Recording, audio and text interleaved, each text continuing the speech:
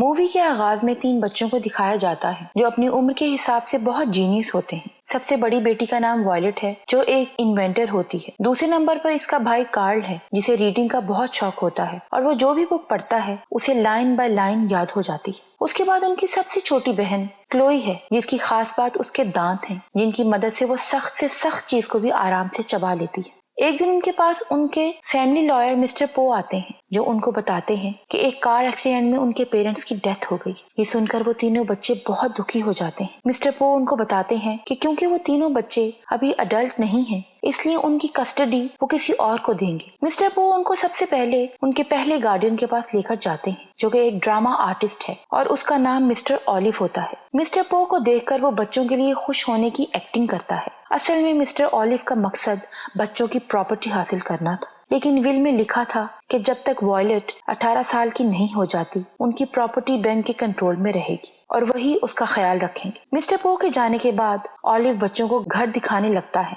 बच्चे देखते हैं कि घर काफी गंदा है और कार्ल नोटिस करता है कि घर में एक टावर भी है जहां जाने से ऑलिव बच्चों को मना करता है और फिर वो बच्चों से पूरे घर की सफाई करवाता है और घर के बाकी काम भी करवाता है। उन्हें ये सब कुछ अच्छा नहीं लगता लेकिन मजबूरी में उन्हें ये सब करना पड़ता है। थोड़ी देर बाद घर में ऑलिव के फ्रेंड्स आ जाते हैं जो कि ऑलिव की तरह ही अजीब से होते हैं। ऑलिव बच्चों को खाना बनाने का कहकर वहाँ से चला जाता है। जब वॉयलेट पेंट्री चेक करती है तो उसे वहाँ कोई भी ग्रोसरी नहीं मिलती। वॉयलेट बड़ी मुश्किल से पास्ता बनाने में कामयाब हो जाती है। जब ऑलिव को ये बात पता चलती है तो वो बहुत गुस्सा हो जाता है क्योंकि उसने उन्हें मीट बनाने का कहा था। तो कार्ल उसे मीट ना होने का बताता है तो ऑलिव उसे थप्पड़ मार देता, लेकिन वॉयलेट उसे कुछ भी नहीं कह पाती और तीनों बच्चे बहुत दुखी हो जाते हैं क्योंकि उन्होंने रिसेंटली ही अपने पेरेंट्स को खो दिया था और अब उन्हें ऑलिव के ही साथ रहना था, हालांकि वो उन्हें बुरी तरह से ट्रीट कर रहा है। अगले दिन ऑलिव कोर्ट में ये प्रूव कर देता है कि वो बच्चों का लीगल गार्डियन बनने के लायक है और कोर्ट भी ये बात एक्सेप्ट कर लेती है। इसके बाद वो बच्चों को खुशी खुशी घर वापस ला रहा था और रास्ते में वो एक रेलवे ट्रैक के दरमियान वो गाड़ी को रोक देता है और फिर गाड़ी लॉक करके खुद दूर जाके खड़ा हो जाता है। असल में वो चाहता था कि तीनों बच्चे मारे जाएं और अब क्योंकि वो इनका लीगल गार्डियन है तो उनके मरने के बाद सारी जायदाद उसे ही मिलेगी। अब बच्चे उसकी सारी गेम समझ जाते हैं। वो मिस्टर पो को कॉल करते हैं लेकिन सिग्नल वीक होने की वजह से मिस्टर पो को उनकी बात समझ नहीं आती। अब जब उनकी आखिरी उम्मीद भी खत्म हो गई तो वॉयलेट अपना दिमाग लगाती है और एक ऐसी डिवाइस बनाती है जिससे वो ट्रेन का ट्रैक चेंज कर सकती थी और उसमें वो कामयाब भी हो जाती है और इस तरह उनकी जान बच जाती है। इस दौरान मिस्टर पो भी वहां पहुंच जाते हैं। उसे लगता है कि ऑलिव ने उन्हें गाड़ी चलाने की इजाजत दे दी। बच्चे उन्हें बताते भी हैं कि ऑलिव ने उन्हें मारने की कोशिश की है, लेकिन मिस्टर पो बच्चों की बात पर ध्यान नहीं देते। उन्हें बस ये लगता है कि ऑलिव ने बच्चों को कार चलाने की इजाजत दे दी है, इसलिए वो बच्चों की कस्टडी उससे वापस ले लेते। वो बच्चों को एक दूसरे गार्डियन के पास ले जाते हैं जिसका नाम मोंटी होता है। वो बहुत अच्छा इंसान है लेकिन उसे सांपों से बहुत प्यार है। उसने घर में बहुत से सांप पाल रखे हैं। यहाँ बच्चों को तरह तरह के जानवर नजर आते हैं। मोंटी बच्चों को काफी अच्छे से ट्रीट करता है और उससे मिलके बच्चे भी काफी अच्छा महसूस करते हैं। अब अगले ही दिन मोंटी से मिलने मिस्टर स्टीफन वहाँ आता है, लेकिन बच्चे उसे देखकर समझ जाते हैं कि ये असल में ऑलिव है जिसने स्टीफन का गेटअप किया है। वो मोंटी को इशारों में समझाने की कोशिश करते हैं लेकिन मोंटी को समझ नहीं आता। अब उन्हें एक ख्याल आता है और वो एक सांप के ऊपर कुछ वर्ड्स लिखकर मोंटी को देते हैं, जिन्हें देखकर मोंटी समझ जाता है कि ये कोई बहरूपिया है, लेकिन उस वक्त तक बहुत देर हो चुकी थी। अगले दिन जब बच्चे मोंटी को देखने जाते हैं तो वो मारा जा चुका था। अब वहाँ पर पुलिस आ जाती है जिनके साथ मिस्टर पो भी होते हैं। पुलिस उन्हें बताती है कि मोंटी की मौत एक जहरीले सांप की वजह से हुई है, मगर बच्चे उन्हें कहते हैं कि ऐसा बिल्कुल नहीं है, ये सांप तो बहुत अच्छा है और वो किसी को भी नुकसान नहीं पहुंचा सकता। इसी दौरान क्लोई खेलने के लिए उस सांप के पास चली जाती है और सब ये देखकर हैरान रह जाते हैं कि कैसे वो सांप क्लोई को काटने की बजाय उसके साथ खेल रहा था। ये देखकर पुलिस को बच्चों की बात पर यकीन आ जाता है कि ये सब कुछ ऑलिव ने ही किया है, लेकिन वो वक्त से पहले ही वहाँ से भाग जाता है। इसके बाद मिस्टर पो इन्हें इनके तीसरे गार्डियन यानी मिस जोई के पास ले जाते हैं जिनका घर पानी के ऊपर बना हुआ था।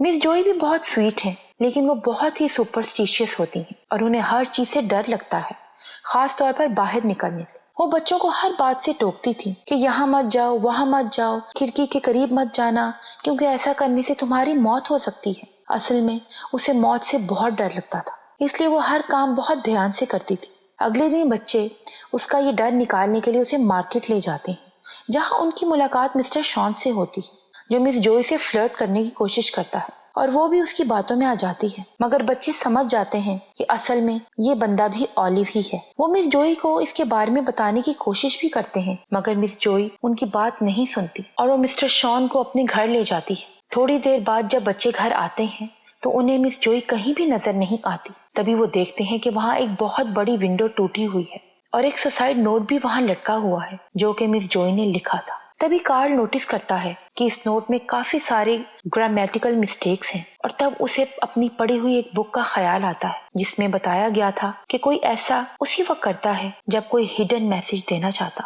और इसी बुक की हेल्प से कार्ल उन्हीं मिस्टेक्स के हिडन वर्ड्स का एक पैटर्न बनाता है जिसके एंड में उन्हें एक केव के बारे में पता चलता है। तब वॉयलेट कहती है कि शायद मिस जोई इस केव में होंगी। तभी वहाँ एक तूफान आता है, पूरा घर हिलने लगता है। तब बच्चों को यह एहसास होता है कि मिस जोई असल में ठीक कह रही थी। इसी दौरान पूरा घर 2 हिस्सों में बंट जाता है। वो तीनों काफी खतरनाक सिचुएशन में थे, लेकिन वो तीनों एक बोट की मदद से वहाँ से निकलने में कामयाब हो जाते हैं। वो इसी केव में पहुंच जाते हैं जहाँ उन्हें मिस जोई मिल जाती है, जो इन्हें बताती है कि शॉन दरअसल बहुत ही बुरा इंसान है और उसने जबरदस्ती मिस जोई से सुसाइड नोट लिखवाया था। वो तीनों मिस जोई को लेकर वहाँ से निकल ही रहे होते हैं, तभी पानी के अंदर से कोई चीज इन पर अटैक कर देती है। तभी उन्हें दूर से एक और बोट आती हुई नजर आती है जिसे देखकर बच्चे उससे हेल्प मांगते हैं, मगर वो बोट किसी और की नहीं बल्कि ऑलिव की ही होती है, जो बच्चों को उठाकर मिस जोई को वहीं मरने के लिए छोड़ देता है। लेकिन उससे पहले कि वो बच्चों के साथ कुछ करता, मिस्टर पो वहाँ आ जाते हैं, जिन्हें देखकर ऑलिव ऐसे बिहेव करता है जैसे उसने बच्चों की जान बचाई है। और अब मिस जोई के मर जाने के बाद मिस्टर पो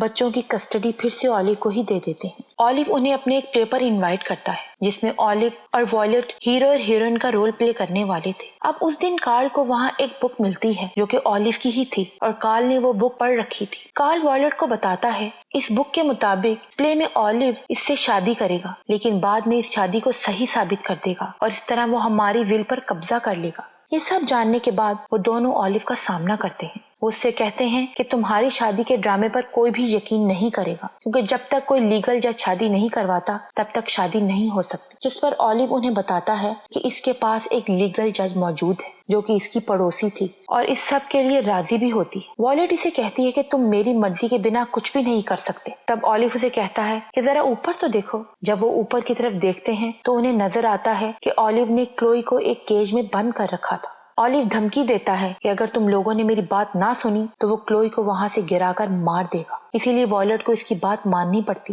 लेकिन कार्ल हार नहीं मानता। वो एक अम्ब्रेला की मदद से एक हुक बनाता है और क्लोई को बचाने के लिए ऊपर चढ़ता है। उधर प्ले शुरू हो चुका था और सभी को ये लग रहा था कि ये बस एक ड्रामा है। कार्ल इसी बीच टावर के सबसे ऊपर वाले रूम में पहुंच जाता है जहां पर जाने से ऑलिव ने उन्हें मना किया था। उसके हाथ में एक पेपर था जो मिस जोई ने उसे दिया था। वो देखता है कि पेपर पर जो निशान बना है वो एक खिड़की पर बना हुआ था। इधर वॉयलेट मैरिज सर्टिफिकेट पर दस्तखत करने वाली थी। कार्ल समझ जाता है कि अगर खिड़की पर बने आंखनुमा निशान से अगर सूरज की रोशनी गुजरे तो जबरदस्त रोशनी पैदा होगी जिससे किसी भी चीज को जलाया जा सकता है। उसी की मदद से ऑलिव ने उनके घर में आग लगाई थी जिसमें उनके पेरेंट्स की डेथ हो गई थी। अब सब कुछ जानने के बाद कार्ल सूरज की रोशनी का इंतजार करने लगता है और इधर वॉयलेट पेपर्स पर साइन कर देती है, जिस पर ऑलिव खुश हो जाता है और सबको अपनी असलियत बता देता है और सबसे कहता है कि तुम लोगों ने बच्चों की बात नहीं सुनी, मैं ही असल विलन हूँ। वो अपनी जीत सेलिब्रेट कर ही रहा होता है कि तभी सूरज की रोशनी